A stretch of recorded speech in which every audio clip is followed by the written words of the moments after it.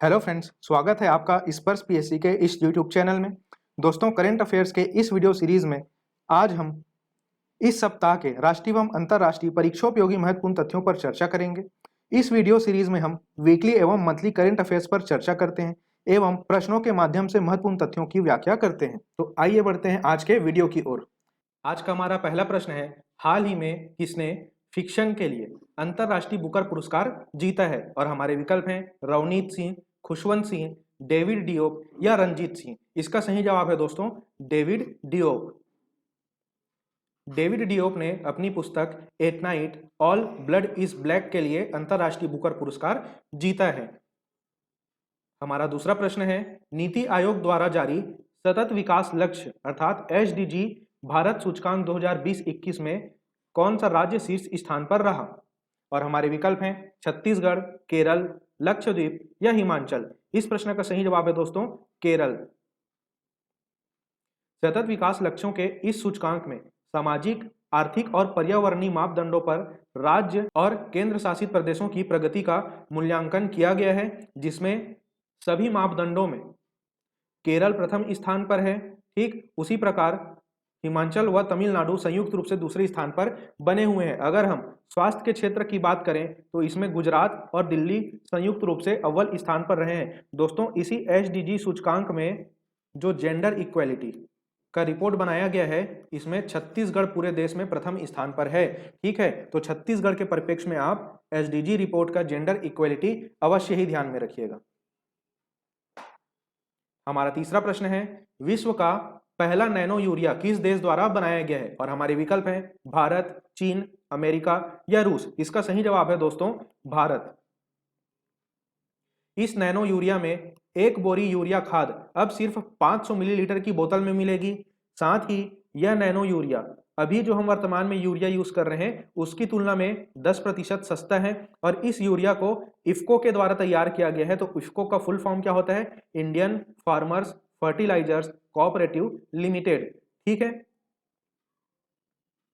बढ़ते हैं अगले प्रश्न की ओर। हमारा चौथा प्रश्न है, हाल ही में केंद्रीय खाद्य प्रसंस्करण उद्योग मंत्री नरेंद्र सिंह तोमर ने किस राज्य में Indus best mega food park का उद्घाटन किया है? और हमारे विकल्प हैं ओडिशा, छत्तीसगढ़, तमिलनाडु या तेलंगाना। इस प्रश्न का सही जवाब है दोस्तों छत्तीसगढ़। हमारा पांचवा प्रश्न है, हाल ही में विश्व पर्यावरण दिवस कब मनाया गया है? और हमारे विकल्प हैं 3 जून, 5 जून, 4 जून या 6 जून। इस प्रश्न का सही जवाब है दोस्तों 5 जून। पर्यावरण के संरक्षण, संवर्धन और लोगों को प्रकृति के बारे में जागरूक करने के लिए यह दिवस प्रतिवर्ष 5 जून को मनाया जाता है। हमारा छठवां प्रश्न है, हाल ही में केंद्र सरकार द्वारा कोविड महामारी से अनाथ हुए बच्चों के लिए कितने रुपए की आर्थिक सहायता करने की घोषणा की है? और हमारे विकल्प हैं 2 लाख, 5 लाख, 10 लाख या 15 लाख। इसका सही जवाब है दोस्तों 10 लाख रुपए। तो इस योजना का क्या नाम रखा गया है? PM cares for children. इसका उद्देश्य क्या है? कोविड महामारी से अनाथ हुए बच्चों को आर्थिक सहायता, शिक्षा उपलब्धता तथा स्वास्थ्य सेवाएं मुहैया कराना। और इसके लिए पात्रता क्या है? कोविड-19 के कारण माता पिता को खोने वाले बच्चे इस योजना के लिए पात्र होंगे। और इस योजना में किस प्रकार का प्रावधान किया गया है? तो यहाँ पर देखिए 18 साल की उम्र तक 5 लाख रुपए का मुफ्त स्वास्थ्य सहायता बीमा जो कि आयुष्मान भारत योजना के तहत पीएम केयर फंड से दिया जाएगा। ठीक, और 18 वर्ष की आयु के बाद स्टाइपेंड दिया जाएगा, उन्हें निःशुल्क शिक्षा दिया जाएगा। 23 साल पूर्ण होने पर पीएम केयर फंड से 10 लाख रुपए की सहायता निधि दी जाएगी। और इन बच्चों को उच्च शिक्षा के लिए ऋण भी प्रदान किया जाएगा, जिसके ब्याज का भुगतान सरकार द्वारा पीएम केयर फंड से किया जाएगा। ठीक है, उसी प्रकार कोविड-19 पीड़ितों के आश्रित परिवार के सदस्यों को औसत दैनिक वेतन के 90% के बराबर पेंशन दिया जाएगा। और 11 से 18 वर्ष के बच्चों को केंद्रीय आवासीय विद्यालय और नवोदय विद्यालय में प्रवेश दिया जाएगा। ठीक है, तो कुछ इस प्रकार का प्रावधान पीएम केयर्स फॉर चिल्ड्रन नाम की योजना में किया गया है। बढ़ते हैं अगले प्रश्न की ओर। हमारा सातवां प्रश्न है, हाल ही में इसाक हरजोग किस देश के नए राष्ट्रपति बने हैं? और हमारे विकल्प हैं फ्रांस, इराक, ईरान या इजराइल। इस प्रश्न का सही जवाब है दोस्तों इजराइल। हमारा आठवां प्रश्न है, हाल ही में अफ्रीकी संघ ने किस देश की सदस्यता को निलंबित किया है? और हमारे विकल्प हैं सूडान, माली, इथियोपिया या लीबिया। इस प्रश्न का सही जवाब है दोस्तों माली। माली में चल रहे सैन्य विद्रोह के कारण इसकी सदस्यता को अफ्रीकी संघ द्वारा निलंबित कर दिया गया है। हमारा अगला प्रश्न है, हाल ही में संविधान सभा की अंतिम जीवित व्यक्ति का निधन हुआ है, उनका नाम क्या है? और हमारे विकल्प हैं अचेता श्री कृष्ण, श्री कुमार बनर्जी, टी.एम. कालियानन या इनमें से कोई नहीं। इस प्रश्न का सही जवाब है दोस्तों टी.एम. कालियानन।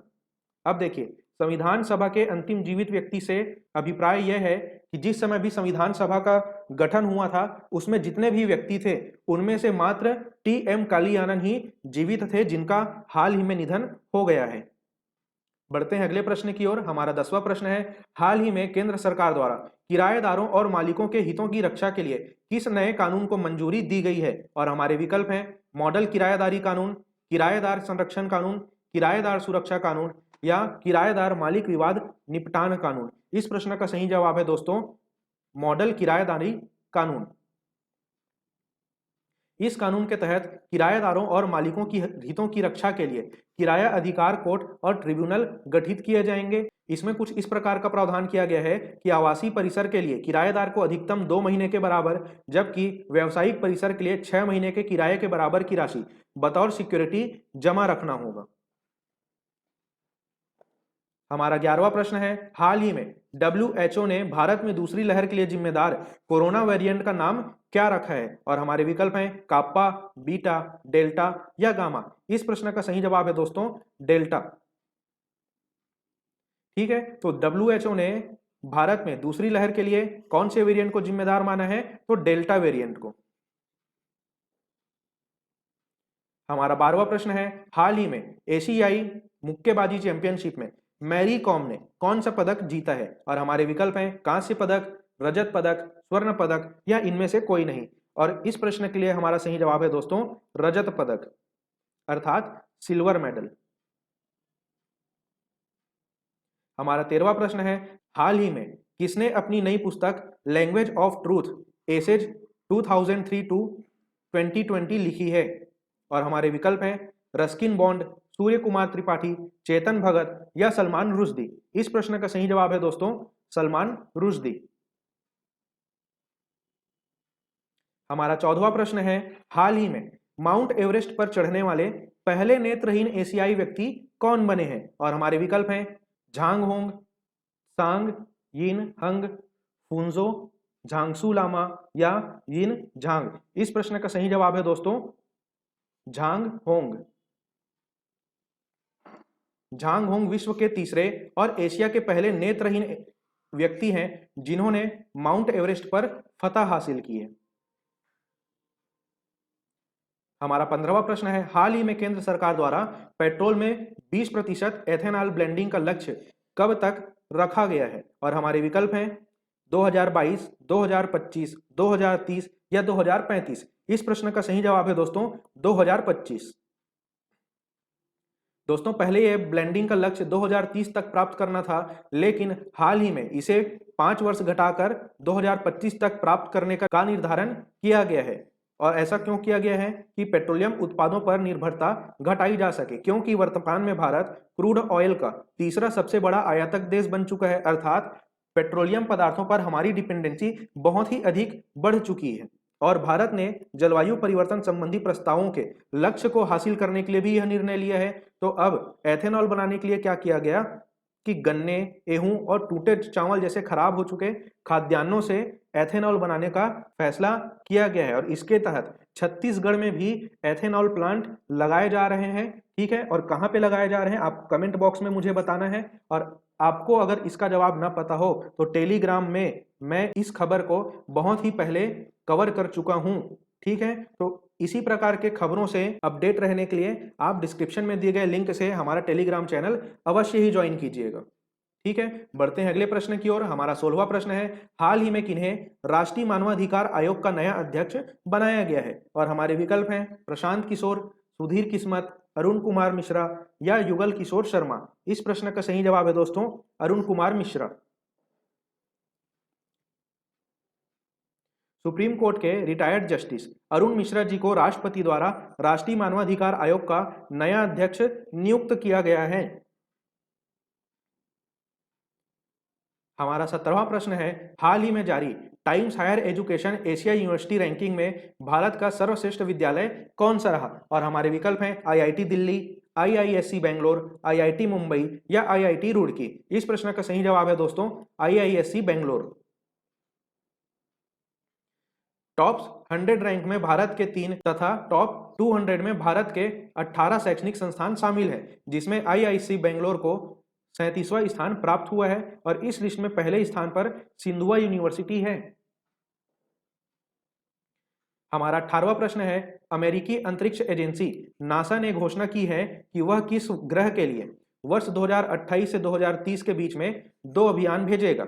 और इस प्रश्न के लिए हमारे विकल्प हैं शुक्र ग्रह, मंगल ग्रह, शनि ग्रह या बुध ग्रह। इस प्रश्न का सही जवाब है दोस्तों शुक्र ग्रह। यह मिशन बेहद खास होने वाला है क्योंकि इसके जरिए नासा के वैज्ञानिक शुक्र ग्रह के वायुमंडल में और उसकी भूवैज्ञानिक विशेषताओं की जांच करने वाले हैं। इसके लिए नासा को 50-50 करोड़ डॉलर की भी फंडिंग मंजूर कर ली गई है। बढ़ते हैं अगले प्रश्न की ओर। हमारा 19वां प्रश्न है, हिंदी पत्रकारिता दिवस अर्थात हिंदी जर्नलिज्म डे निम्न में से किस दिन मनाया जाता है? और हमारे विकल्प हैं 12 जनवरी, 25 मई, 18 अगस्त या 30 मई। इस प्रश्न का सही जवाब है दोस्तों 30 मई। दोस्तों 30 मई 1826 को हिंदी भाषा का प्रथम समाचार पत्र उदंत मार्तंड कलकत्ता से निकाला गया था, इसलिए 30 मई को हिंदी पत्रकारिता दिवस के रूप में मनाया जाता है। हमारा 20वां प्रश्न है, हाल ही में किस वेब ब्राउजर को बंद किया गया है? और हमारे विकल्प हैं क्रोम, मोजिला, इंटरनेट एक्सप्लोरर या सफारी। इस प्रश्न का सही जवाब है दोस्तों इंटरनेट एक्सप्लोरर। माइक्रोसॉफ्ट ने अपने वेब ब्राउजर इंटरनेट एक्सप्लोरर को बंद करने की घोषणा की है। इसके जगह माइक्रोसॉफ्ट के द्वारा जून 2022 में एक नया वेब ब्राउजर इंटरनेट एज प्रारंभ किया जाएगा। आज का हमारा अंतिम प्रश्न है, हाल ही में मिक्स मार्शल आर्ट्स में वर्ल्ड चैंपियन बनने वाले पहले भारतीय विजेता कौन है? और इस प्रश्न के लिए हमारे विकल्प हैं संदीप सिंह, अर्जुन सिंह भूलर, प्रदीप अरोरा या धर्मेंद्र अरोरा। इस प्रश्न का सही जवाब है दोस्तों अर्जुन सिंह भुल्लर। दोस्तों आज के वीडियो में सिर्फ इतना ही। आप हमारे छत्तीसगढ़ करंट अफेयर्स के प्लेलिस्ट से जाकर छत्तीसगढ़ के जून के प्रथम सप्ताह का करंट अफेयर्स बिल्कुल देख सकते हैं। तो इस वीडियो को अंत तक देखने के लिए आपका धन्यवाद। जल्द मिलेंगे अगले सप्ताह के करंट अफेयर्स के साथ।